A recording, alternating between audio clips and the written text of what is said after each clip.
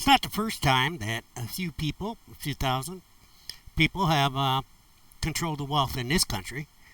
Okay, happened before. Okay. That's why we had antitrust laws and all that. Now, there we go again. Big monopolies are happening again. Uh, stock market's unstable again. So what happened the last time? Let's just go to the last time. It's happened more than just the last time, but the last time, the Banking Act. I don't remember the name of the Banking Act. Was repealed. Okay, we had a Banking Act that stopped banks from doing speculative investing and all that. Well, you know how all the conservatives love Reagan. He kind of did the same thing.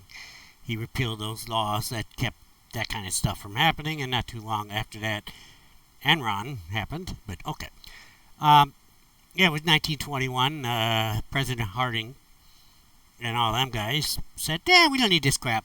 And then what we had, the Great Depression. Okay, stock market crash. Well, last time the stock market crashed here was the Great Recession, because 50% of the people weren't out of work.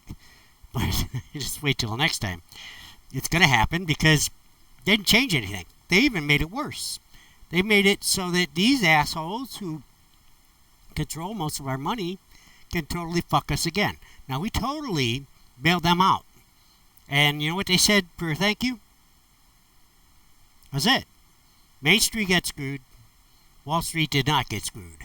Wall Street got totally bailed out and made a profit and has been making a profit ever since with quantitative easing.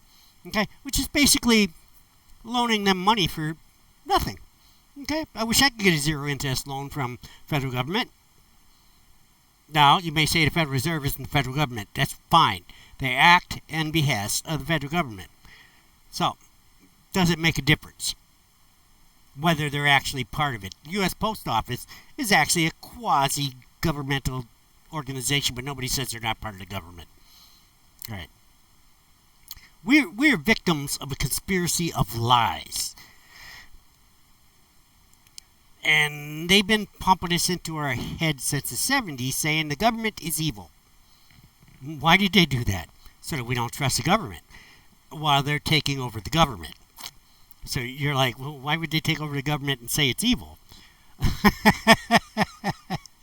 Because they don't want Social Security. That's trillions of dollars that they could put in their pocket. They don't want Medicare. That's trillions of dollars these few thousand people could put in their pocket. Because they have to pay taxes too.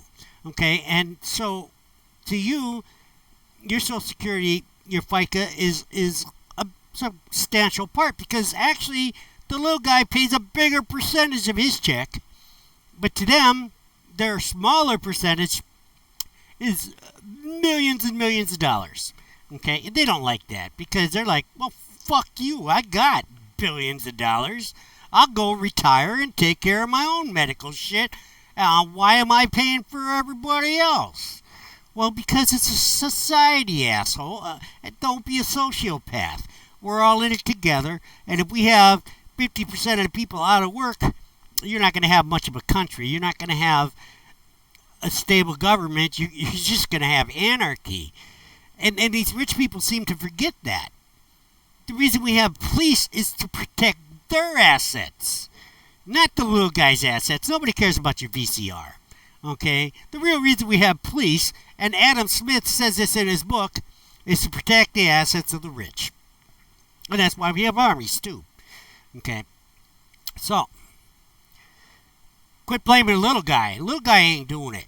Little guy's not the problem. It's the big guy that's the problem. Okay? The fact is, between the Great Depression in the late 70s, the top tax rate was something like 90-some% over a certain amount of income. Now look, that's graduated. Don't get it all wild up in your head. Okay? So you pay, like a corporation, you pay 15% on the first 100 million, then you pay 25% on the next 100 million, and you pay 35% on the next 100 million. You get it?